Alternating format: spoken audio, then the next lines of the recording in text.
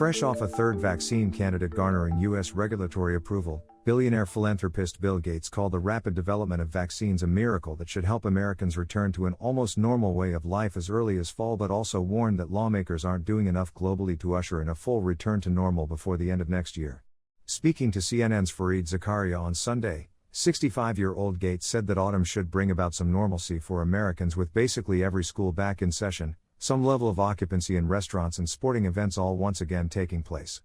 The big problem is that we're not doing enough to end the pandemic globally, Gates warned, adding that vaccines thus far are just going to rich countries, which leaves the risk that contagious variants could spread abroad and creep back into the United States.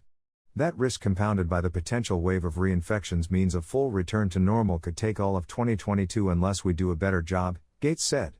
Additional vaccine factories in nations like India could help curtail the risk of infection abroad and bring about a quicker return to normalcy, Gates suggested, pointing to vaccine makers AstraZeneca, Novavax and Johnson & Johnson that are already working on such projects.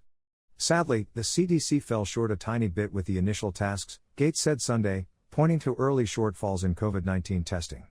It's too bad that the vaccine rollout started under the same sort of denial administration, and now it's harder to get it back in place, but the supply and logistics will not be limiting within about 3 months here in the United States.